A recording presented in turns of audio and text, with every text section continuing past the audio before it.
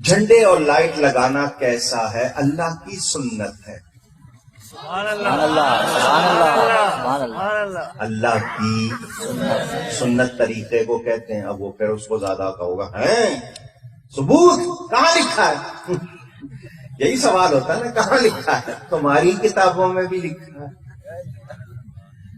مجھے نہ چھیڑا کرو ورنہ میں چھوڑتا نہیں۔ تمہاری بھی کتابوں میں لکھا ہے، اور میں نے اپنی کتاب میں تمہاری کتابوں کے حوالے دیے ہیں۔ تھانوی صاحب نے جگہ جگہ لکھا ہے۔ اور بولو اور چاہیے؟ شمامت الانبریاء میں نواب صدیق حسن خان نے لکھا ہے۔ اسی لیے کہتا ہوں مجھے نہ چھیڑنا۔ اب کہو گے جی آپ، میں نے کہا اللہ کی سنت، تو یہ بات سن لیں۔ حضور صلی اللہ علیہ وسلم کی والدہ ماجدہ فرماتی ہے جب حضور کی ولادت کا وقت آیا میں نے 3 چیزیں دیکھی۔ فرماتی ہے آسمان کے تمام ستارے سمٹ کر میرے گھر کی چھت پر جمع ہو گئے، جھکے، مجھے لگتا تھا ابھی گر پڑیں گے۔ رب نے چراغاں کیا یا نہیں؟ ہم آسمان کے تارے نہیں توڑ کے لا سکتے، کمکمے لگا کر اسی سنت کو پورا کرتے ہیں۔ فرماتی ہیں آسمان سے فرشتے 3 جھنڈے لائے، ایک کعبے کی چھت پہ لگایا، ایک مشرق میں لگایا، ایک مغرب میں۔ جھنڈے لگانا اللہ کی سنت ہے۔ ہم اتنے ویسے جھنڈے نہیں لا سکتے، ہم جب بھی جھنڈے ہمیں ملتے ہیں لگا کے اسی سنت کو پورا کرتے ہیں۔ آگئی سمجھ میں؟ حدیث سنا رہا ہوں، اس میں ایک اور بات بھی ہے۔ فرماتی تیسری چیز وہ کیا دیکھی؟ ساری فضا بھری ہوئی تھی، زمین سے لے کر عرش تک ساری فضا بھری ہوئی، کوئی بیٹھا نہیں تھا، ہاتھ باندھ کے کھڑے ہوئے تھے، فرشتے تھے۔ کون تھے؟ کھڑے ہوئے ہاتھ باندھ کے۔ فرماتی ان کے ہونٹ ہل رہے تھے، میں نے کان لگائے تو آواز آ رہی تھی، فرشتوں کی سلامی۔ اچھا، شاہ عبدالحق محدث دہلوی کو بریلوی اور دیوبندی اور بعض اہل حدیث بھی عزت کی نگاہ سے دیکھتے ہیں۔ انہوں نے تو مدارج النبوہ میں لکھا ہے کہ نبی صلی اللہ علیہ وآلہ وسلم کی ولادت کے موقع پر جھنڈے لگانا جبرائیل علیہ السلام کی سنت ہے۔ تو کیا کوئی ایسی حدیث موجود ہے 3 جھنڈوں؟ کوئی نہیں جی۔ شاہ عبدالحق محدث دہلوی صاحب وہ شخصیت ہیں المتوفی 1052 ہجری، جن کے بارے میں خود امام صاحب بریلوی صاحب فتاوی رضویہ میں جگہ جگہ لکھتے ہیں۔ شاہ صاحب کی جب کوئی بات پیش کی جاتی ہے نا تو وہ کہتے ہیں شاہ صاحب کی بات کو چھوڑ دیں۔ ان کو پتہ ہے کہ مردود روایتیں بھی اور جعلی قصہ کہانیاں بھی اپنی کتابوں میں لکھ دیا کرتے تھے۔ اور میں نے، میرا ایک کلپ بھی ہے، حاضر و ناظر کا بانی کون، عقید حاضر و ناظر کا، لاکھوں لوگوں نے دیکھا ہے۔ یہ حاضر و ناظر کی ٹرم انہوں نے انٹروڈیوس کرائی ہے، جن کو بریلوی، دیوبندی اور بعض اہل حدیث بھی، بعض اس لیے ہو گئے ہیں کہ جب سے ہمارے لیکچرز آئے ہیں، پہلے سارے ہی تھے۔ عبداللہ باولپوری جو لال رومال والے جتنے لوگ ہیں ان کے استاد ہیں، تو انہوں نے ان کو باقاعدہ ان کو کوٹ کیا ہوا ہے اپنے رسائل کے اندر، عبدالحق محدث دہلوی کو، اور رحمۃ اللہ علیہ لکھا ہوا ہے۔ یہ حاضر ناظر کا عقیدہ بھی انہوں نے بنایا تھا۔ یہ بھی روایتیں بالکل جعلی ہیں جی۔ وہ 3 جھنڈے تھے، ایک مشرق میں، مغرب میں، خانہ کعبہ کی چھت پہ، اور ایک آتا ہے جی وہ مشرق سے مغرب تک تھا جھنڈا، دوسرا کعبے کی چھت پہ تھا، تیسرا نبی علیہ السلام کے گھر کی چھت کے اوپر۔ کسی دنیا کی حدیث کی کتاب میں اور دنیا کی سیرت النبی کی کتاب، آپ سیرت ابن اسحاق اٹھا لیں، ابن شام اٹھا لیں، کہیں پہ موجود نہیں ہے۔ یہ پتہ نہیں کہاں بیٹھ کے بناتے ہیں اپنے جھنڈے بنانے کے لیے۔ ٹھیک ہو گیا؟ میلاد کے موقع پر جھنڈے، جلوس، نظر نیاز، لائٹنگ، آتش بازی یا محفل نعت کا اہتمام کرے تو کیا صحیح مسلم کی حدیث کے تحت یہ بدعت حسنہ شمار ہوگی اور اسے ثواب بھی ملے گا؟ آپ کا کیا فتویٰ اس حوالے سے؟ صحیح مسلم کی جو آپ نے یہ حدیث پیش کی ہے نا، بدعت حسنہ اور بدعت سیئہ والی، یہ حدیث مس کوٹ کرتے ہیں۔ یہ حدیث اس طرح ہے ہی نہیں ہے۔ صحیح مسلم میں یہ بڑی ڈیٹیل حدیث موجود ہے جس کو آؤٹ آف کانٹیکسٹ کوٹ کیا گیا۔ اس میں سنت حسنہ اور سنت سیئہ کا ذکر ہے۔ اسلام میں اچھا طریقہ اور اسلام میں برا طریقہ، اچھی بدعت اور بری بدعت نہیں۔ بدعت تو ہوتی ہی غلط ہے۔ ابو داؤد، ترمذی، ابن ماجہ میں حدیث ہے، کل بدعۃ ضلالہ و کل ضلالۃ فی النار۔ تمام بدعتیں گمراہیاں ہیں اور تمام گمراہیاں دوزخ میں لے جانے والی ہیں۔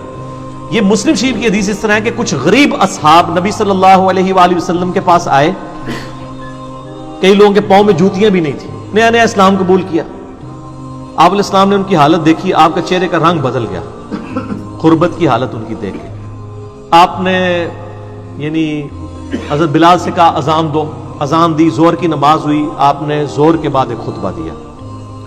آپ صلی اللہ علیہ وآلہ وسلم نے اس میں سورہ نساء کی شروع کی آیت پڑھی، اے لوگو اس اللہ کا تقوی اختیار کرو جس نے تمہیں ایک جان سے پیدا کیا، پھر اسی سے تمہارا جوڑا اور یہ سارے معاملات.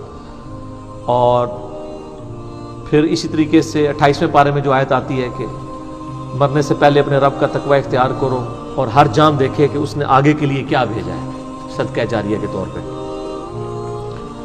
پھر آپ نے کہا کہ صدقہ کرو اللہ کی راہ میں، اور عورتوں کو بھی ترغیب دلائی. اس میں آتا ہے عورتوں نے بھی اپنے کانوں کی بالیاں تک اتار کے دے دی. اور انصار میں سے ایک صحابی اٹھے، وہ گھر گئے، انہوں نے گھر کا کافی سامان لپیٹا ایک بہت بڑے بورے میں اور وہ گھسیٹتے ہوئے مسجد نبوی میں لائے. اور صحابہ کہتے ہیں وہ مشکل سے وہ مطلب اس کو گھسیٹ رہے تھے، اتنا بڑا بورا تھا، لا کے مسجد نبوی کے صحن میں رکھا. اب باقی لوگ جو پیچھے پیچھے تھے انہوں نے دیکھا یار اس بندے نے اتنی قربانی کی ہے، وہ بھی اپنے گھروں سے جا کے چیزیں لے آئے اس بندے سے امپریس ہو کے، اور مسجد نبوی میں ڈھیر لگ گیا. اور مسلم شریف کے الفاظ ہیں نبی علیہ السلام کا چہرہ مبارک اس طرح ہو گیا جیسے سونے کا ٹکڑا، خوشی سے دمک اٹھا. اور آپ نے پھر فرمایا کہ جس نے اسلام میں اچھا طریقہ جاری کیا، یعنی اس انصاری نے یہ اچھا طریقہ جاری کیا کہ یہ پہلا قطرہ بارش کا بنا، تو جتنے لوگ اس پہ عمل کریں گے اس کا ثواب بھی ان کو ملے گا اور ان کے ثواب میں بھی کمی نہیں ہوگی. اور جس نے اسلام میں برا طریقہ جاری کیا اس کی برائی کا وبال اس پہ تو ہوگا، اور جتنے لوگ اس پہ چلیں گے ان کی برائی کا وبال بھی ان پہ ہوگا، اور جو چل رہے ہوں گے ان کے وبال میں بھی کمی نہیں ہوگی. تو اس میں الفاظ ہیں سنتن حسنتن اور سنتن سیئتن. بدعتن یا بدعتن حسنتن یا بدعتن سیئتن نہیں ہے، سنتن حسنتن ہے اور سنتن سیئتن ہے. تو وہ اسلام میں اچھا طریقہ. اور میرا بدعت کے اوپر لیکچر ہے مسئلہ 75A اور B، اس میں نے اسلام میں اس طرح کے اچھے طریقے بتائے ہیں کہ جس میں اصل دین اپنی جگہ رہے. بخاری مسلم میں ہے نا من احدث فی امرنا ھذا فہو رد، جس نے ہماری تعلیم کی ہوئی دین میں کوئی چیز داخل کی وہ مردود ہے.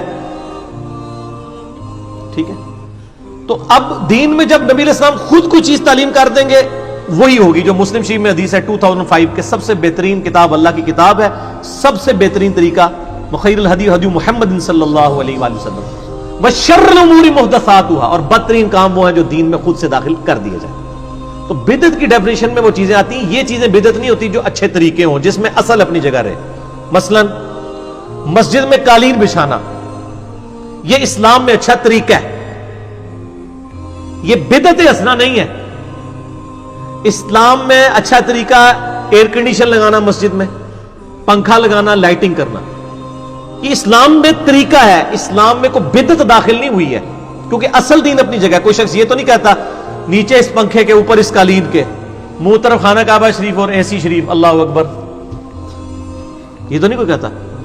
ان ساری چیزوں کے بغیر بھی دین پہ، یہ دین میں طریقے ہیں. جیسے نبی علیہ السلام نے اونٹ پر حج کیا، آپ جہاز پہ جاتے ہیں، یہ طریقہ ہے. حج اپنی جگہ موجود ہے. اب نبی علیہ السلام نے اپنا میلاد کیسے منایا؟ 2750 حدیث صحیح مسلم کی، فیہ ولدت و فیہ انزل علیہ، میں پیر کا روزہ اس لیے رکھتا ہوں کہ اس دن میں پیدا ہوا، اس دن مجھ پہ وحی نازل ہوئی. تو طریقہ بتا دیا نا. اب آپ روزے کے لیے لوگوں کو ضرور کہہ سکتے ہیں کہ جی کھجور کے ذریعے رکھیں، بریانی کھا کے رکھیں یا پراٹھا کھا کے رکھیں، لیکن روزہ اپنی جگہ رہنا چاہیے. اس کی جگہ آپ نئے طریقے اپنے بنانا شروع کر دیں، آتش بازی کرنا شروع کر دیں، عورتوں مردوں کے اختلاط والے پروگرام کرنا شروع کر دیں اور کہیں جی ہم اسلام میں اچھا طریقہ جاری کر رہے ہیں، یہ غلط ہے. اسلام میں اچھے طریقوں کی مثال میں نے کہا تھا حدیث کی کتابیں. حدیث وہی ہے بکش فارم میں. اور آج کیا ہے؟ سافٹ ویئر آ گئے، اسلام 360 اینڈرائڈ ایپ آ گئی ہے، ایزی قرآن و حدیث سافٹ ویئر آ گیا، مکتبۃ الشاملہ آ گیا. یہ گھڑی اسلام میں اچھا طریقہ ہے کہ نماز کے ٹائم فکس ہو گئے ہیں. اسی طریقے سے ٹائم ٹیبل آ گیا پورے سال کی نماز کی ٹائمنگ کے، یہ اسلام میں اچھا طریقہ ہے. کاؤنٹر آ گئے الیکٹرانک تسبیح پڑھنے کے لیے، یہ سارے اسلام میں اچھے طریقے ہیں. اس سے اصل چیز اپنی جگہ موجود ہے، اصل نہ ہلتی ہو تو وہ اسلام میں اچھا طریقہ ہے. باقی آپ کوئی چیزیں دین میں داخل کریں گے وہ بدعتیں ہی ہوں گی، وہ اچھے طریقے نہیں ہوں گے. تو اچھا طریقہ یہ ہے کہ آلریڈی دین اپنی جگہ پہ موجود ہو اور آپ اس کو کسی ماڈرن فارم میں پیش کر دیں، اسی دین کو اپنی طرف سے چیزیں بنا کے نہیں. قرآن کو بینڈنگ کے اندر لے کے آئے ہیں، سافٹ ویئر بنا دیے. قرآن تو اپنی جگہ موجود ہے نا، کوئی نیا قرآن تو نہیں بنا. ٹھیک ہے، تو یہ طریقے ہیں. تو اس کے تحت یہ جو لائٹنگ یا آتش بازی کرنا یا خانہ کعبے کے ماڈل بنا کے ان کو اسلام میں اب ہو سکتا ہے اچھے طریقے کہنا شروع کر دیں، تو اچھے طریقے بھی یہ نہیں ہے، کیونکہ ان کی اصل اپنی جگہ موجود ہے کہ نبی علیہ السلام نے روزہ رکھنے کی ترغیب دلائی ہے۔ اسی لیے میں نے کہا تھا 12 ربیع الاول کا کوئی روزہ رکھ لے، ہم اس پہ کوئی فتویٰ نہیں لگائیں گے، چلے کوئی اجتہاد کو لولا لنگڑا کرنا ہے تو اس قسم کا کریں نا، باقی اجتہادات کی تو کوئی حیثیت نہیں۔